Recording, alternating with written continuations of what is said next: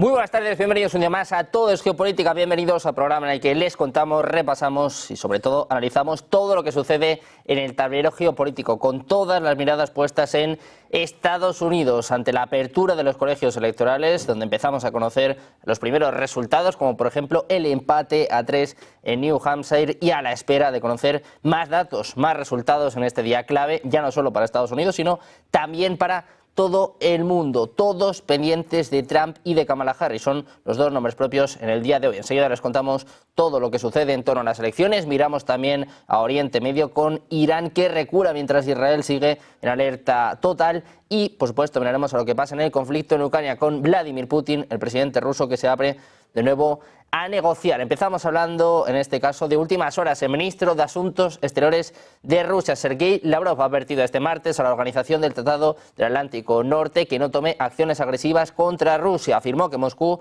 utilizará cualquier medio para responder a una posible agresión, decía Lavrov. En caso de acciones agresivas por parte de la OTAN o de Estados miembros individuales contra nuestro país, se tomarán medidas de represalia adecuadas en pleno cumplimiento del derecho soberano de Rusia a la legítima defensa. Es lo que apuntaba Lavrov en una entrevista con RIA Novosti, añadiendo que nadie podrá quedarse al margen ni más allá del Océano Atlántico ni del Canal de la Mancha. Además, el ministro señaló que el uso de armas occidentales de largo alcance por parte de los militares ucranianos para atacar el interior de Rusia significaría que los países de la OTAN entrarían en conflicto directo con Rusia, decía Lavrov. En otras palabras, la naturaleza misma del conflicto que los líderes occidentales intentaron ocultar saldrá literalmente a la luz. Como decía, con todos mirando a Estados Unidos, Kamala Harris y Donald Trump han empatado con 3 votos cada uno en la pequeña ciudad de New Hampshire, que tradicionalmente inicia la votación el día de las elecciones. Desde la década de 1960, los votantes de Disbrowe Notch, cerca de la frontera con Canadá, se han reunido poco después de medianoche para emitir su voto. Luego se cuentan los votos y se anuncian los resultados horas antes de que otros estados abran sus urnas. Según CNN, 4 republicanos registrados y 2 votantes no declarados participaron en la votación poco después de la medianoche del martes. Leslie Outen fue aparentemente el votante republicano descontento que apoyó a Harris en la votación de 6 candidatos. Pendientes de Estados Unidos, miramos también al presidente de Serbia, Aleksandar Vučić. Ha dejado clara su preferencia porque el republicano Donald Trump gane las elecciones presidenciales que se celebran este martes. Considera que un triunfo de su rival, de la demócrata Kamala Harris, podría llevar a una guerra mundial, decía Vučić. Puede suceder que estas elecciones traigan la paz, pero también pueden traer la continuación de la guerra, que podría llevarnos a la tercera guerra mundial. Es lo que apuntaba la noche del lunes a la televisión serbia Happy. Vučić calificó de probado sionista al actual jefe de la Casa Blanca y vaticinó que el eventual triunfo por parte de Harris causará más problemas en Oriente Medio. Hablando de Oriente Medio, las fuerzas de defensa israelíes elevaron el nivel de preparación en previsión de una posible represalia iraní al último ataque por parte de Israel, es lo que informa Jerusalem Post. Como parte de la alerta intensificada, el Estado Mayor de la CFDI realiza evaluaciones situacionales diarias en todas sus divisiones, según apunta este informe. Dice que a pesar de varios informes en medios extranjeros no hay información confirmada sobre el momento exacto de la respuesta. La CFDI no descarta la opción de una respuesta iraní desde Siria, Yemen o Irak en lugar de directamente desde Irán. Y terminamos mirando a Rusia. Dice Putin que sigue dispuesta a negociar con Ucrania, es lo que confirma el presidente ruso durante la ceremonia de presentación de cartas credenciales de los embajadores extranjeros en el Kremlin. Decía Putin, ha dicho repetidamente que Rusia no solo está listo para las negociaciones, sino que en un momento determinado, al comienzo mismo del conflicto, llevó a cabo las mismas, decía Putin. Incluso se desarrolló un acuerdo mutuamente aceptable y rubricado con la firma ucraniana. Sin embargo, advertía la parte ucraniana, siguiendo el Consejo del Exterior, y así lo afirman los funcionarios ucranianos, rechazó este acuerdo. Es lo que recuerda precisamente el presidente ruso, Vladimir Putin. Pendientes de la última hora y de la actualidad, llega, como siempre, el momento del análisis, llega el momento de la tertulia, de presentarles a los expertos con los que contamos en el día de hoy. Tenemos a Diego Pitals, profesor del Máster de Relaciones Internacionales del IEB. ¿Qué tal? Muy buenas, Diego, buenas tardes. ¿Qué tal? Muy buenas tardes. ¿Qué tal todo? Muy bien, encantados de tenerte por aquí, igual que Eduardo Irastorza, profesor en Nova S Business School. ¿Qué tal, Eduardo? Buenas tardes. Muy buenas tardes a todos. Encantado de tenerte por aquí. Por último, presentamos a Santiago Armensilla, director del Instituto Beatriz Galindo La Latina. ¿Qué tal, Santiago? Buenas tardes. Hola, muy buenas. Bueno, pues como os podéis imaginar, hoy prácticamente todo gira en torno a Estados Unidos, a esta apertura de los colegios electorales y estos primeros empates. Claro, Santiago, la pregunta está un poco en el aire, ¿no? ¿Qué va a pasar si finalmente hay un empate técnico entre Kamala y Trump? Algo que no se puede descartar. Bueno, no se puede descartar ese empate técnico, pero tampoco se puede descartar una sorpresa de última hora. Es decir, la pelota está en el aire, evidentemente, y cualquiera que haga un smash gana el partido, sea Kamala o sea Donald Trump. Seguramente esta sea una de las elecciones más decisivas de la historia de Estados Unidos y me atrevería a decir que más que ninguna anterior en lo que llevamos de siglo XXI. ¿Por qué?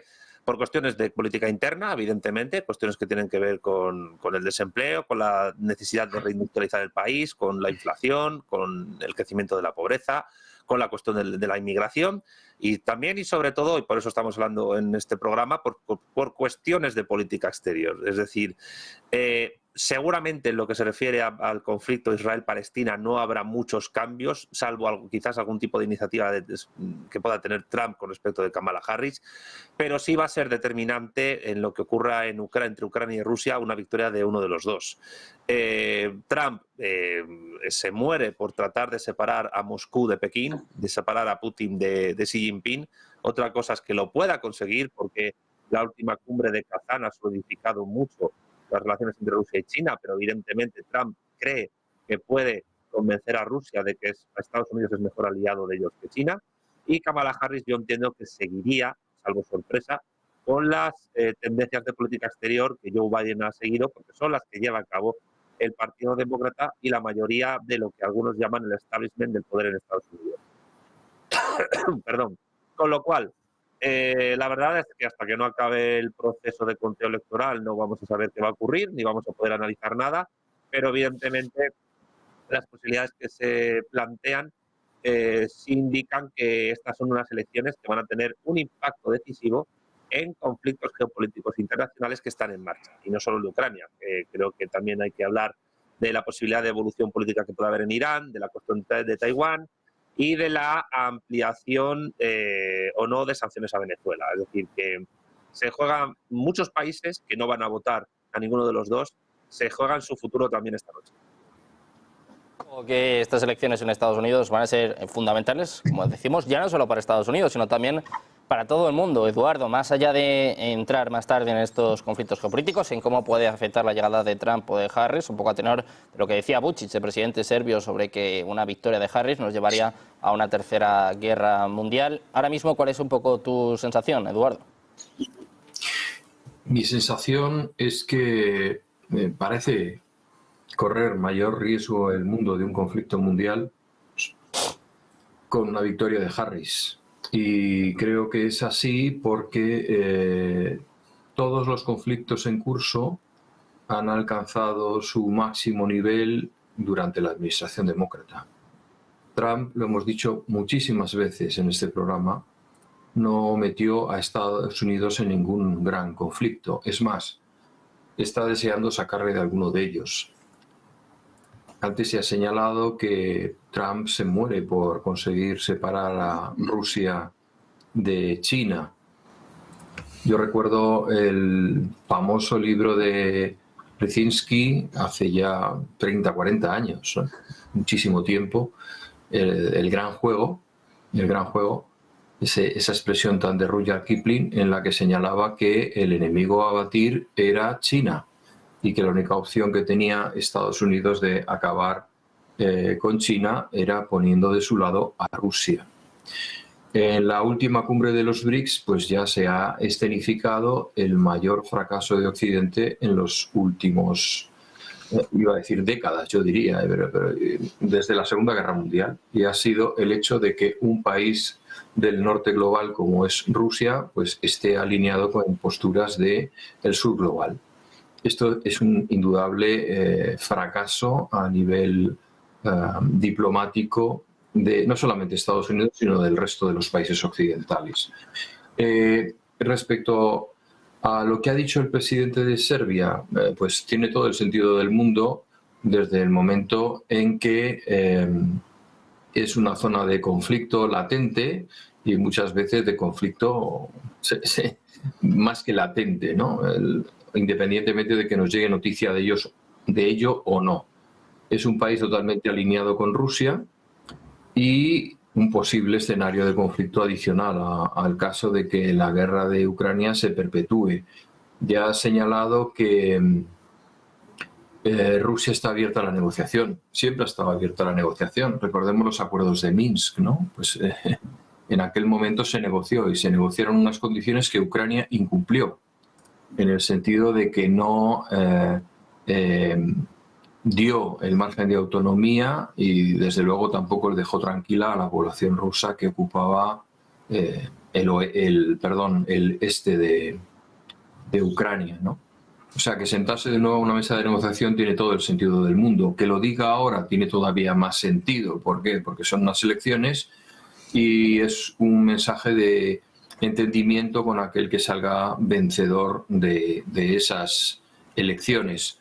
La administración demócrata ya ha dicho que en caso de victoria pues seguirá apoyando a Ucrania, ¿no? Esto es un poco la sensación que me da, es como un combate de boxeo en el que uno de los rivales está recibiendo una paliza considerable y en el rincón pues le meten unos estimulantes para que siga levantándose y recibiendo golpes, ¿no? Yo creo que esto no se puede mantener por más tiempo. El nivel de sufrimiento de la población ucraniana y de los soldados, de los conscriptos que llegan con 18 años al frente y que vemos en tantos documentales como estamos viendo en televisión, con el afán de poner en valor a los soldados ucranianos, que tienen un indiscutible valor porque se enfrentan pues a una situación muy dura, pues entra ya dentro de los márgenes de la irresponsabilidad política, y ya se lo han hecho ver algunos de los miembros de su anterior gobierno a Zelensky.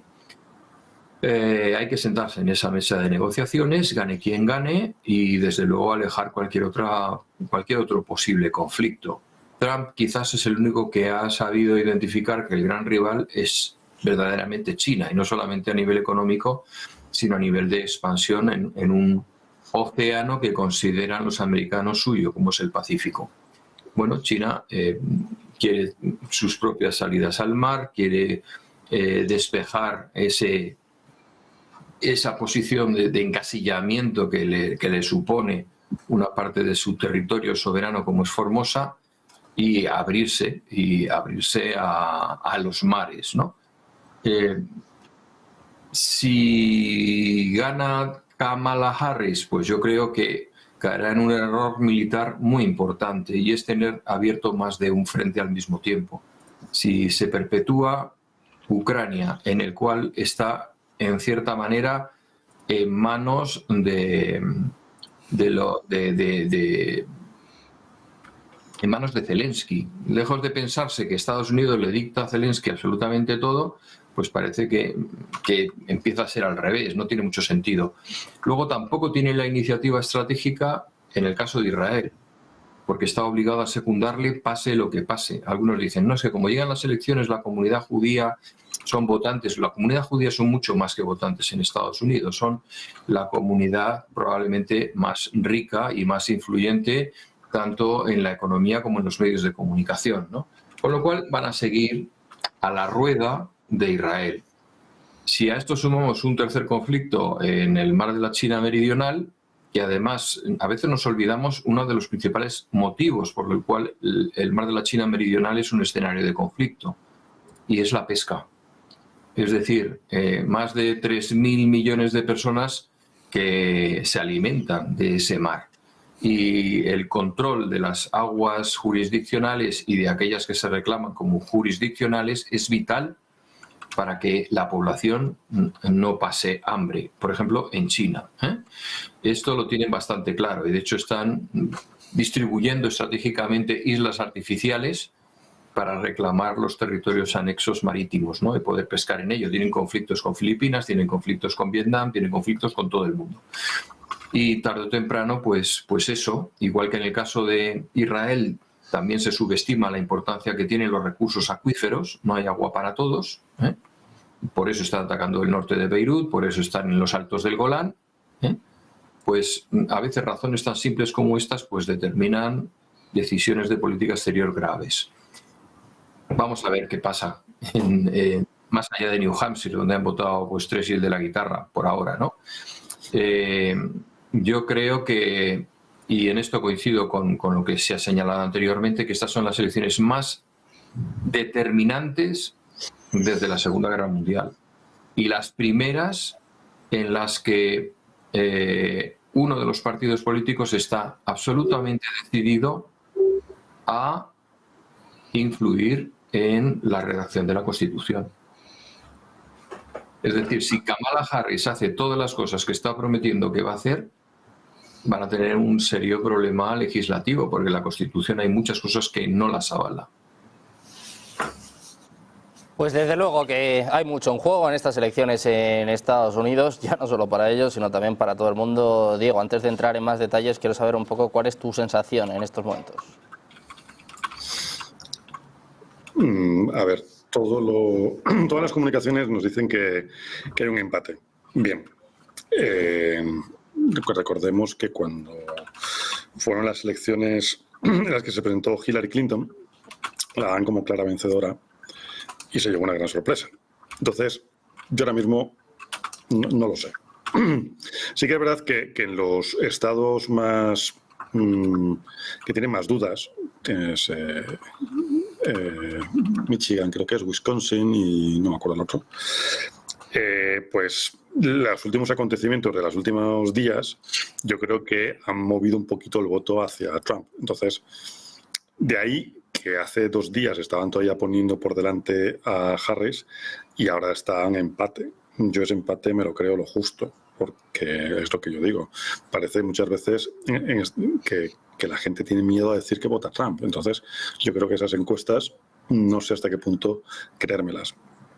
Estoy completamente de acuerdo con Eduardo cuando ha comentado que dependiendo quién gane, pues a ver qué es lo que ocurre, ¿no? Pero desde luego los pronunciamientos que ha tenido en este caso Kamala con respecto a los conflictos que tiene abiertos, pues chico, es que no tiene visos de querer cerrarlos, no tiene visos de querer calmarlos, ¿no?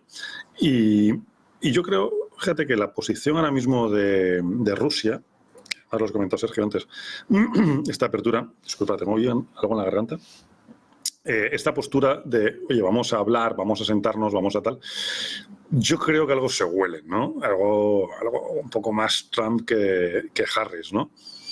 La realidad no la veremos hasta los próximos días, pero yo creo que es un día, bueno, pues no importante para Estados Unidos, es muy importante para todos los conflictos que tenemos ahora mismo en el planeta, bueno, todos los que estén involucrados ellos. Es verdad también, pues como ha comentado Eduardo, el tema del Pacífico, que quieras que no, pues es un tema súper importante e interesante para China. Claro, es que el poder que puede tener China y Rusia juntos, pues esa idea o esa forma de esos ases no los teníamos contemplados en un principio y resulta que ahora pues que son los mejores amiguitos y se llevan muy bien y claro, el resto del mundo nos quedamos un poquito como bobs, ¿y ahora qué? Y desde la legislatura anterior del señor Trump, en el que ya habló abiertamente de frenar en cierta medida a China, sobre todo comercialmente, ¿no? Que luego puede tener más o menos un impacto a nivel, no voy a decir político, pero sí militar, le podría frenar un poquito, pues parece que si es Kamala le puede dar bastantes más alas, ¿no? Y yo creo que es algo que tampoco interesa en exceso. ¿Por qué? Porque durante 4 años o durante el tiempo que pueda estar Kamala, porque además es raro, Biden y Trump han sido de los pocos presidentes que no han sido elegidos en 2 elecciones continuas, ¿no? Durante 8 años. Bueno, Biden por razones obvias, ¿no? de retirada, pero sobre todo por el tema de Trump y Biden en este caso. Entonces, ¿Kamala sería una continuidad de lo que está haciendo Biden? Pues yo creo que no, yo creo que sería peor. Iría más, o sea, iría más a apoyar a Ucrania, iría más que entonces eso no se va a desenquistar en la vida, iría más en cebar el conflicto que podríamos tener en Oriente Medio, pero sobre todo a mí yo no descartaría que abriese otro frente, que desde luego yo creo que ya más frentes, o sea, si es que tiene más cosas delante que que ningún otro dirigente. Entonces, lo que hoy se decida en Estados Unidos, los estamos mirando todos con un poquito de, por favor, a ver a dónde nos lleváis, porque al final todos vamos un poquito de la mano de Estados Unidos. Entonces, vamos a esperar unas horas, vamos a esperar unos días, y sobre eso yo creo que podemos sacar muchas conclusiones de la deriva o no que está llevando ahora mismo Occidente. Bueno, pues pendientes de Occidente, vamos a analizar también dónde se la juegan los candidatos. Habla mucho de Pensilvania, de Wisconsin, Santiago, más allá del impacto geopolítico en lo que se refiere a las elecciones en Estados Unidos, ¿dónde se la juegan? ¿Cuáles pueden ser un poco las claves de la victoria de ambos candidatos? Bueno, yo creo que evidentemente pues hay unas ciertas inercias electorales en muchos estados. Se habla siempre del cinturón del cobre, de la importancia de Ohio. Creo que hay estados que van a tener una tendencia demócrata mayor, presumiblemente, como puede ser California, Oregón y Nueva York. Pero yo creo que más que delimitar territorialmente el voto, la cuestión es en ciertas poblaciones por qué van a optar. Porque tradicionalmente el voto al Partido Demócrata ha sido mayoritario en la población católica de Estados Unidos, que si no contamos, si no sumamos todas las poblaciones de corte protestante, de las distintas, digamos, tendencias religiosas protestantes del país, la católica es la confesión religiosa con mayor número de fieles en Estados Unidos de Norteamérica. Y Trump está haciendo bastantes guiños a comunidades religiosas, ha logrado apoyo de grupos musulmanes, ha logrado tiene el apoyo evidente de grupos evangélicos. Creo que el apoyo de estadounidenses de religión judía es un poco más repartido, pero el voto católico de origen irlandés, italiano, alemán, que es el componente étnico mayoritario en Estados Unidos, e incluso el hispano, puede ser determinante. Porque ¿por qué hace estos guiños Trump al voto católico? Pues a mi juicio que, sabiendo lo que yo ya he dicho antes, que el voto católico ha sido tradicionalmente mayor al Partido Demócrata que al republicano en la historia de Estados Unidos, sin embargo, estimo que hay un descontento bastante importante entre la población católica con respecto a ciertas políticas que ha desarrollado Joe Biden, el cual, por cierto, dice ser católico, está bautizado, etc. Bueno, pues de ahí que aparezca Trump en mítines con la Virgen de Guadalupe, de origen extremeño, que luego pasó a México, y que incluso en sus redes sociales haya aparecido pues, con imágenes de vírgenes, crísticas, etc. Yo creo que el voto religioso tiene un componente social muy importante en Estados Unidos. El voto católico tradicionalmente siempre ha optado por algún tipo de organización económica proteccionista, que aparentemente es la que defiende Trump, aunque de facto el Partido Demócrata con Biden tuvo una economía mucho más proteccionista que la de la primera legislatura de Trump. Y yo diría que, independientemente de otros factores, el voto afroamericano, etcétera, creo que el voto católico ahora mismo es muy importante en Estados Unidos y probablemente más que en ninguna otra elección posterior, al menos en los últimos 50 o 60 años. Y bueno, veremos cómo se delimita eso dentro del Partido Republicano, porque además Vance, el que va en la candidatura con Donald Trump en la vicepresidencia, es de confesión católica. Así que es un factor religioso, creo que muy a tener en cuenta, y evidentemente habrá muchos otros más, pero seguro que mis compañeros los pueden decir. Pues Eduardo, te voy a trasladar a ti precisamente esta pregunta. ¿Cuál puede ser un poco la clave pues, para dirimir quién va a ganar estas elecciones? Hablaba Santiago del voto católico. ¿Por dónde crees tú que pueden ir un poco las claves de esta carrera presidencial? Bueno, en primer lugar hay que pensar que lo primero que hacen los americanos es votar pensando que hay de lo mío, la economía, ¿qué tal lo has hecho? ¿Qué tal lo has hecho económicamente? Yo recuerdo cuando George Bush, que venía de ganar la guerra de Irak, dijo no more taxes, o sea, no más impuestos, subió los impuestos durante su legislatura y los americanos no se lo perdonaron, ¿no? Es decir, las claves internas también de cómo va el país y qué futuro nos espera son muy importantes a la hora de decidir el voto. Después, respecto a esas minorías, lo que hablábamos antes, ¿no? El voto católico. Yo creo que trasciende al hecho de voto católico. Yo creo que es dos modelos de Estado. Un modelo de Estado cuya tendencia extrema, por decirlo de alguna manera, es muy tradicional, muy de valores con los que se pueden sentir cómodos tanto católicos como protestantes, la familia, la iniciativa propia, el patriotismo, el sacrificio, etcétera, que en realidad son los mismos valores que Putin no se cansa de repetir, ¿no? Yo recuerdo que no hace mucho organizó un congreso de la familia, o sea, quiere decir, su entendimiento con la Iglesia Ortodoxa es tremendo. Son ideologías tradicionales, ¿de acuerdo?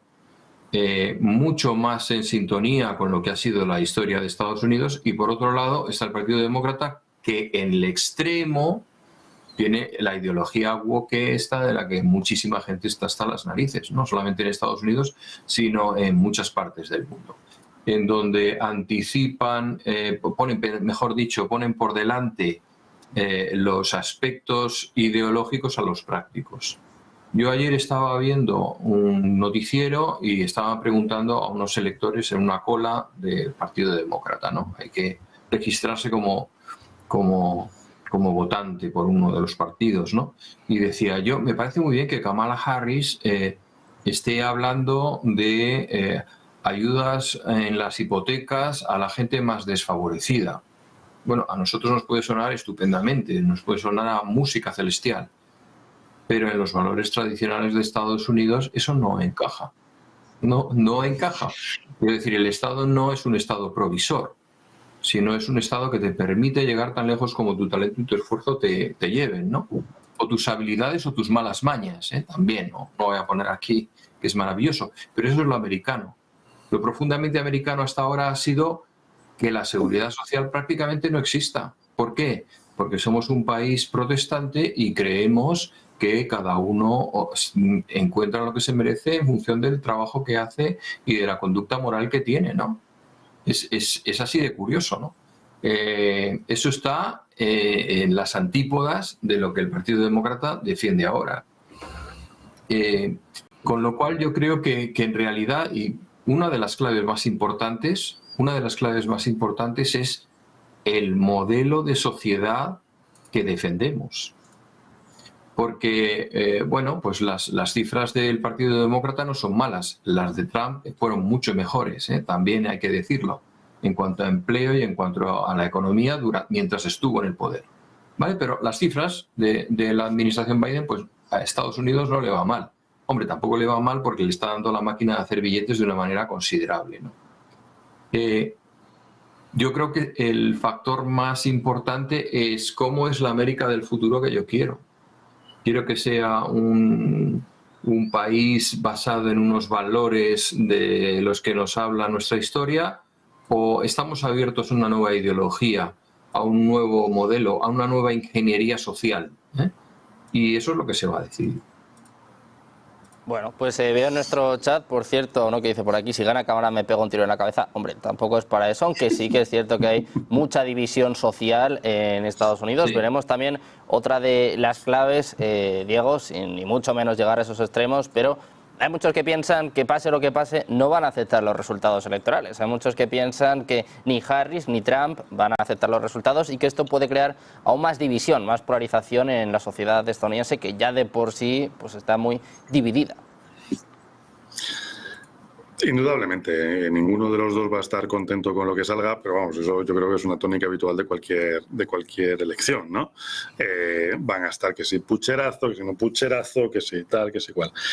Sí que habría que pensar que quizás la seguridad que tienen ahora mismo los demócratas de su triunfo, o no sé si un poco llevado por ese triunfalismo adelantado del crecimiento tan rápido que tuvo Kamala Harris hace unos meses, hace 3 meses, pues quizás les llevaría a ese pensamiento. Pero, desde luego, disturbios va a haber. Me da igual de quién gane, disturbios va a haber. Lo único que será quien agarre el toro por los cuernos y diga, hasta aquí hemos llegado.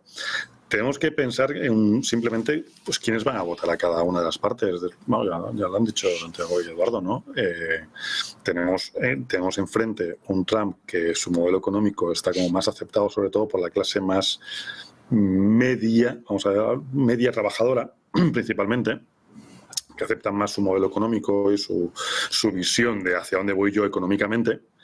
Tenemos una parte hispana muy fuerte, muy potente, apoyando también a Trump, a efectos de que, fíjate, estados como Florida o incluso Nuevo México, Texas, que son gente, que son inmigrantes que han llegado, han hecho las cosas por la vía normal, legal, y claro, dicen ahora no quiero que nadie se me cuele con lo que me ha costado a mí como para que no le cuesten al resto, ¿no? Pues aquí o todos o no, o cerramos el chiringuito, ¿no?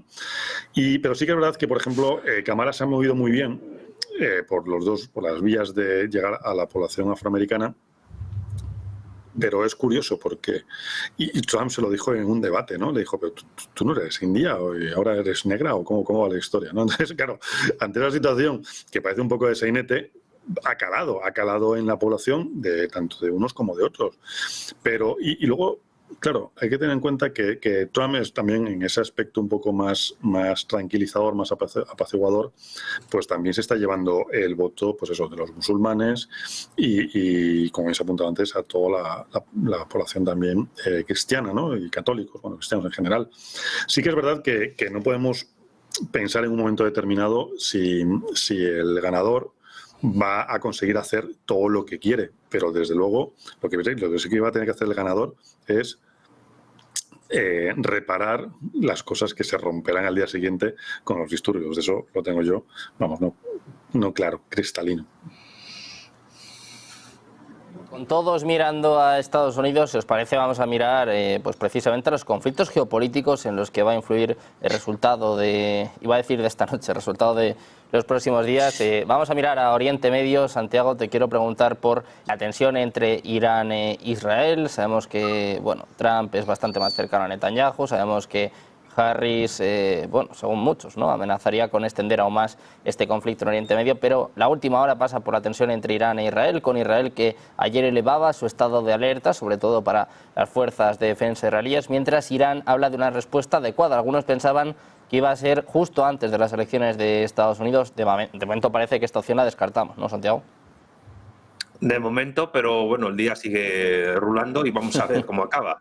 Pero en todo caso, aquí hay acciones por parte de los dos países, por parte de Israel, que está tratando de penetrar en el sur del Líbano, de momento no con un éxito moderado, no pueden cantar victoria en ese aspecto, y con Irán tratando de mover fichas porque ellos consideran que el lanzamiento de misiles de hace unos días pues fue exitoso por parte, como ellos lo han visto así, a nivel de operación bélica. Han vendido, que han demostrado que la cúpula antimisiles israelí pues no es capaz de frenar la tecnología militar iraní, y vamos a ver qué tipo de golpe dan después.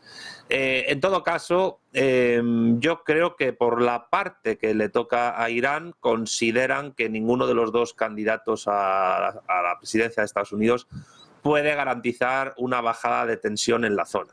Es verdad que a lo mejor desde Israel, desde el partido de Netanyahu, están mucho más descontentos con los demócratas que con los republicanos, pero desde la parte iraní, que está en los BRICS, pues consideran que ninguno de los dos candidatos pues es óptimo para ellos. Ellos tienen sus intereses, sus planes y programas en la zona, y no pasan en ningún caso por tratar de llevarse bien ni con Trump ni con Kamala Harris, porque consideran que una negociación con ellos de por medio no les llevaría a conseguir esos planes y programas. En todo caso, a mí me parece que la tensión entre los dos países se va a mantener constante, incluso yendo a más en lo que quede de año, y seguro que tanto Harris como Trump, independientemente de que a lo mejor Harris sea más belicosa que Trump, en Oriente Medio van a tener una patata caliente enorme, porque Israel está llegando a un punto en que yo creo que funciona independientemente de las indicaciones que se les dé desde Washington. Y hasta cierto punto la política exterior de Washington con respecto a Israel depende más de lo que haga Israel que al revés. La política exterior de Israel tiene menos dependencia de lo que puede hacer Estados Unidos, independientemente de la fuerza imperial que Estados Unidos tiene incluso para permitir la existencia de Israel. Pero a corto plazo, con respecto al conflicto con Irán o con el Líbano o con, evidentemente, Hamás y lo que están haciendo en la Franja de Gaza, la cosa es otro cantar. Después de las elecciones, pues ya lo he dicho, al que le toque bregar con todo esto, pues lo va a tener complicado y no va a tener ánimos amistosos, evidentemente no en Irán, pero tampoco creo que los tenga en Israel. Quizás Trump un poco más, pero todo va a depender también un poco del juego geopolítico que haga, incluso fuera de la zona, fuera de Oriente Medio.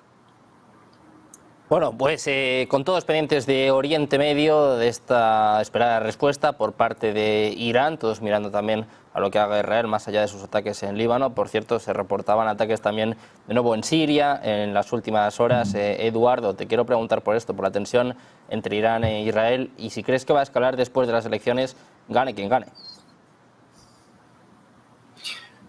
Va a escalar después de las elecciones, seguro. Va a escalar muchísimo más si ganan los demócratas. Yo tuve un jefe que me decía, Eduardo, la gente se aprovecha de quien se deja.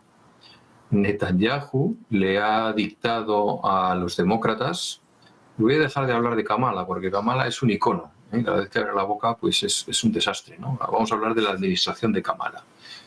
Pues yo creo que va a seguir apretando a Estados Unidos para que le apoye hasta el final, ¿no? ¿Que va a seguir la escalada? No me cabe ninguna duda. ¿Que Israel va a tomar nuevas iniciativas? No puede ser de otra manera. No tiene profundidad estratégica. No puede esperar a que le den un golpe.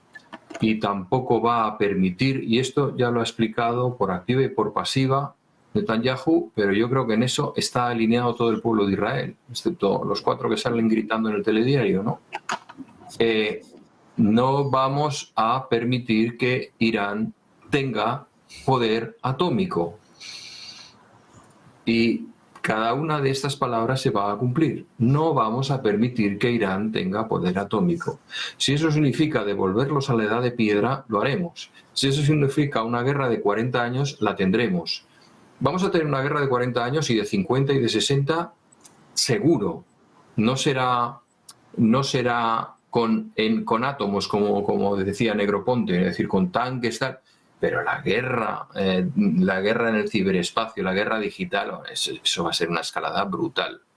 O sea, hacia la paralización por el ciberespacio, ¿no? Y esa guerra la vamos a tener ya siempre, pero no solamente Israel e Irán. La tiene Estados Unidos con China, la tiene Europa con China, la tiene China con India y la tiene India con Estados Unidos. O sea, esa guerra ya nunca va a parar, nunca va a parar.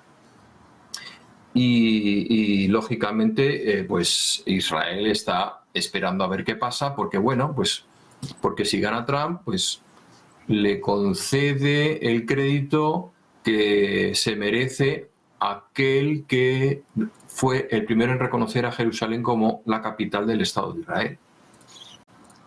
Esa es una que le deben, ¿no?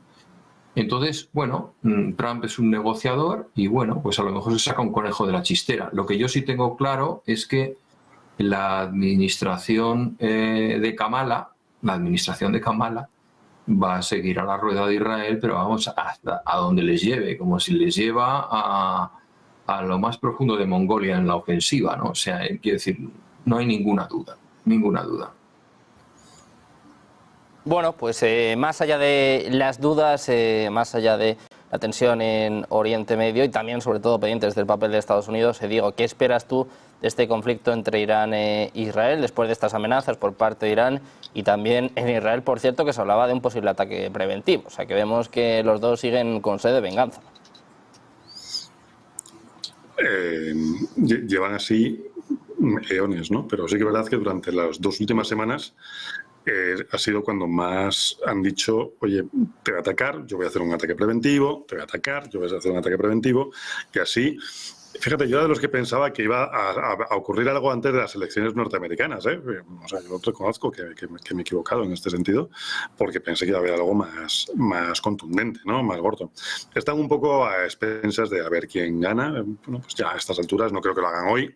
Nunca se sabe, a última hora, ¿no? Dicen que nos hemos olvidado de atacar y tenemos que atacar hoy. Pues venga, vamos a ponernos en marcha. Pero no creo que lleguemos a esos niveles. Está claro que el conflicto, estoy totalmente de acuerdo con Eduardo, creo que Santiago también lo ha dicho, en el caso de Harris, iría más. Está clarísimo que el impulso que le quiere dar Harris no voy a decir impulso, pero sí apoyo, es, vamos a decir, incondicional, aunque Trump es el primero que se ha pronunciado y ha dicho, bueno, pues esto habrá que acabarlo antes de, y ha puesto una fecha, ¿no? Ya ha dicho directamente a Netanyahu, oye, vamos a acabarlo esto tan pronto como podamos, ¿no? Pero es verdad también que los dos conflictos más importantes que nos afectan a nosotros de manera más directa, que son este de Ucrania y este de Israel, pues son dos conflictos en el que quien está apoyando mucho a los demócratas está ganando bastante dinero. Entonces, igual es un poco frívolo decirlo, pero es que les interesa mantenerlo, no solamente a Netanyahu, que Netanyahu quiere estar ahí pues básicamente por lo que quiere estar, porque si no, no tiene otro sitio al que ir, sino a los propios, al Partido Demócrata en este caso, que realmente el rédito que están sacando sus, vamos a ponerlo entre comillas, socios, es pues bastante alto.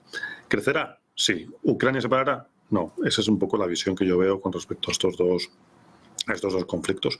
Netanyahu le interesa, obviamente, llevarse bien con todos, ¿no? Al fin y al cabo, sabe que de una manera u otra le van a apoyar los dos. Aunque Trump ya le ha puesto fecha, pero le va a apoyar. Eso está clarísimo porque es un hecho histórico y además que está dicho, o sea que sí que se ha pronunciado claramente ante esta situación.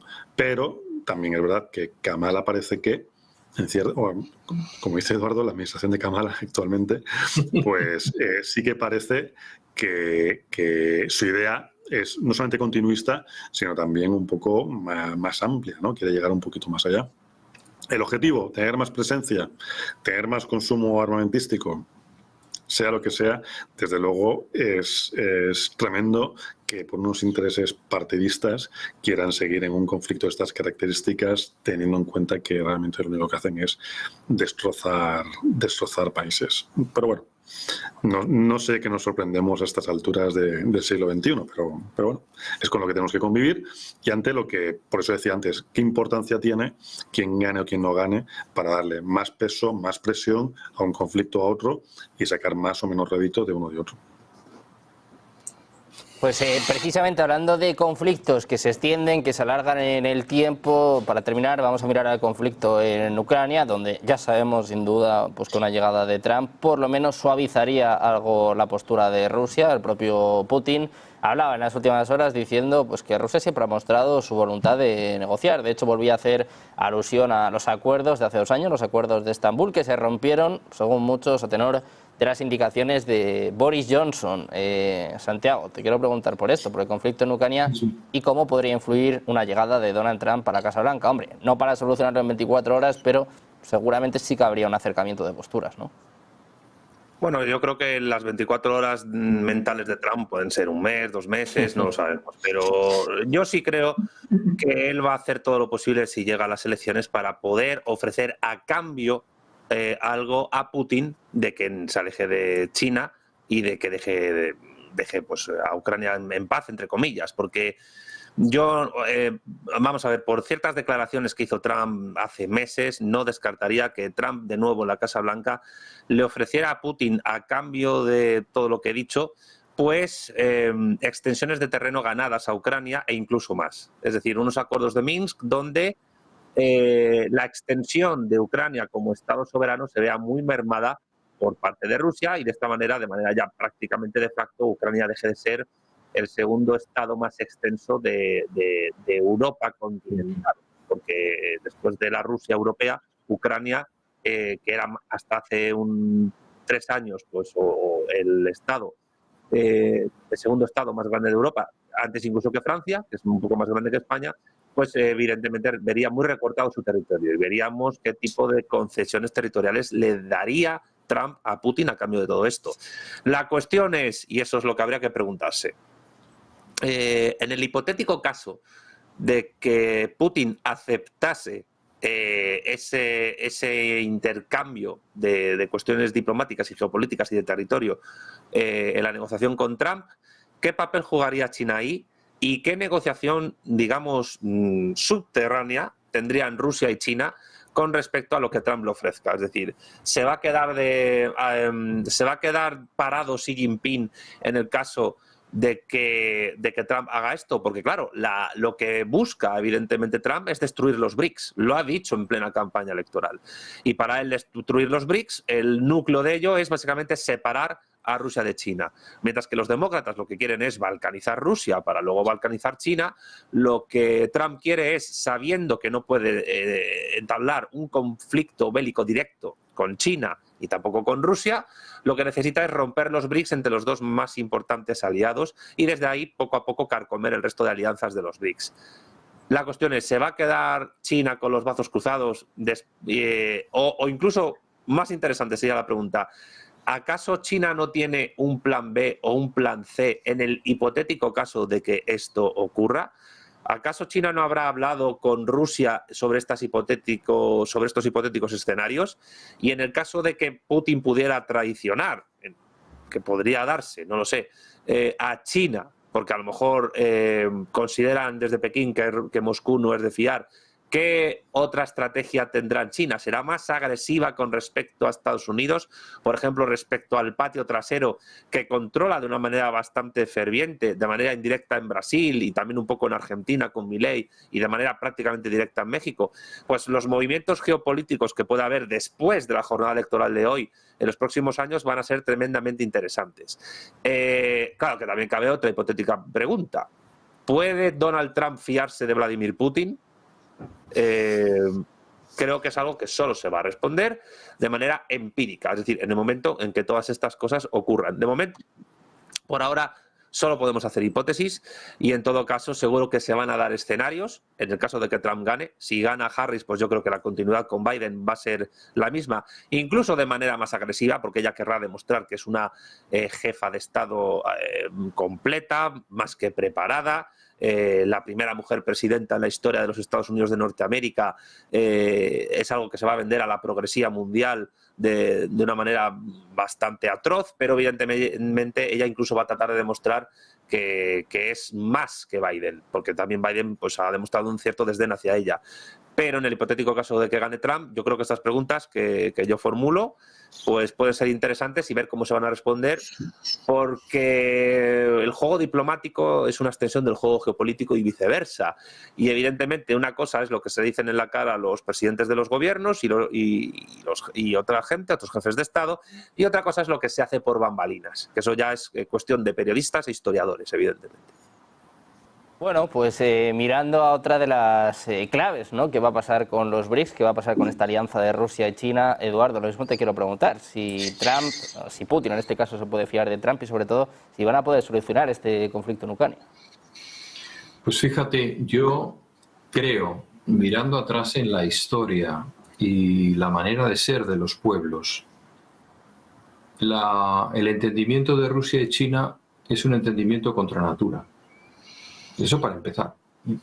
Es decir, Rusia y Putin, desde luego, añora los días en que Europa reconocía a Rusia, desde los tiempos imperiales hasta ahora. Es decir, la Rusia de Putin tiene una vocación europeísta, no tiene una vocación asiática.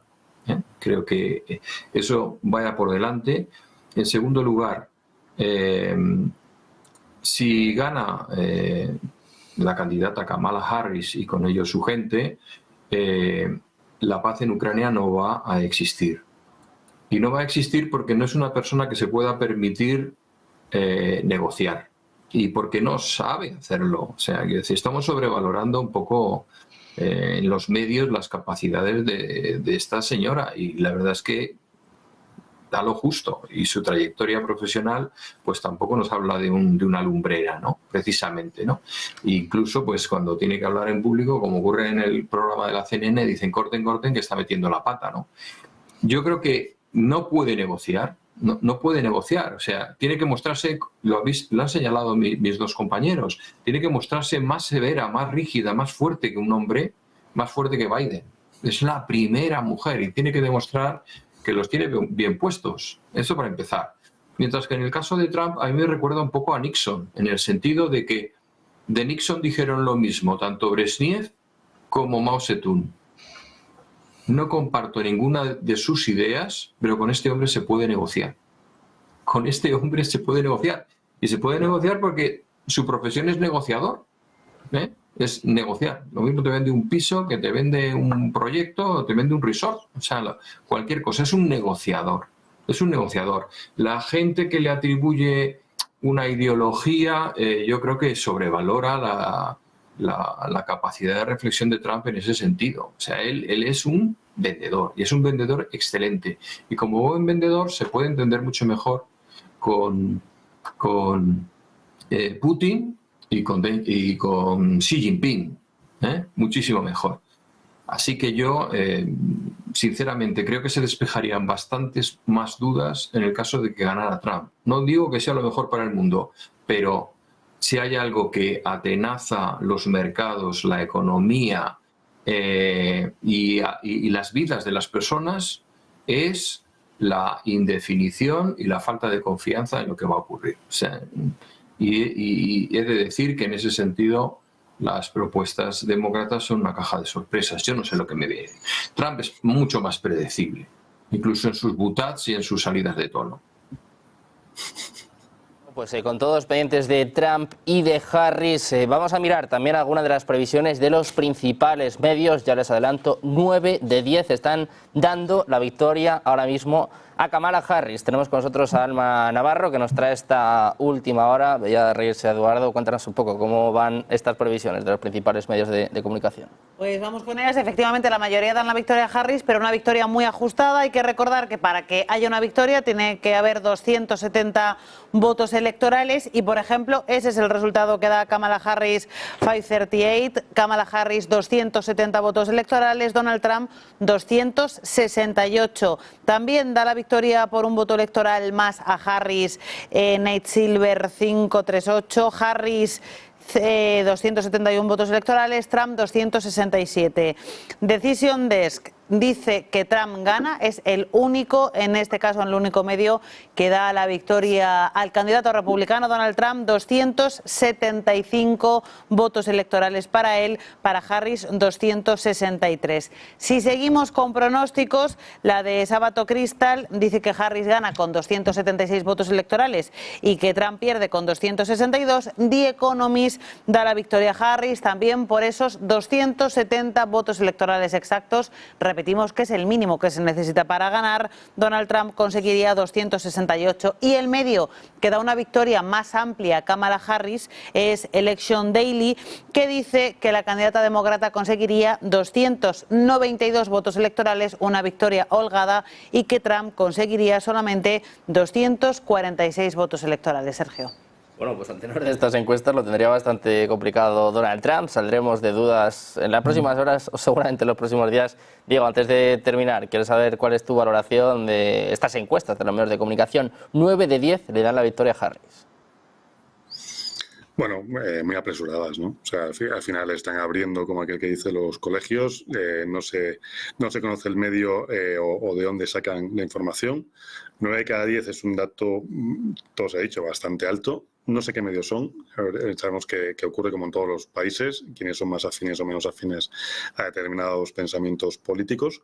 Sí. Pero sí, también están dando datos teniendo en cuenta la diferencia horaria para arengar un poquito a las masas demócratas para, venga, que estamos ganando, vamos a votar más, venga, no sé qué, o no, o todo lo contrario. Desconozco cuáles son las fuentes y cuáles son, pero vamos, me parece un poco apresurado ahora mismo teniendo en cuenta que están abriendo la costa este, ¿no? Pues iremos eso, viéndolo en las próximas horas, en los próximos días. ¿Trump lo tiene complicado? A ver, hay que tener en cuenta que también las costas normalmente son bastante demócratas. Seguramente habrá parte de los votos que serán de los estados de New Jersey, de Nueva York, de Massachusetts. O sea, estamos hablando de estados que, bueno, pues son más demócratas, ¿no? Vamos a ver qué ocurre cuando lleguemos a la zona de Arizona, cuando llegamos a Nevada, cuando lleguemos a Georgia, cuando llegamos a estos estados, a ver si se da la vuelta o no se da la vuelta. Por saber, veía uno que decía por aquí que va con Trump, que tiene un long, o sea que va apostando largo para Bitcoin. Les digo que si están buscando pruebas, indicios, Bitcoin ha superado los $70.000. ¿eh? Saben que hay muchos que apuestan a que si gana Donald Trump va a haber un subidón para Bitcoin. De momento, hoy vemos subidas, de nuevo recuperando los $70.000. Muchísimas gracias a los tres, Santiago, Diego, Eduardo. Un placer, como siempre, teneros por aquí. Muchísimas gracias. Muchas gracias, buenas tardes. Muy buenas tardes. Pues pendientes de Bitcoin, pendientes de los mercados y sobre todo con el foco en las elecciones de Estados Unidos. Enseguida volvemos con Rolling Stocks. Alma Navarro les trae la mejor información en Negocios Televisión.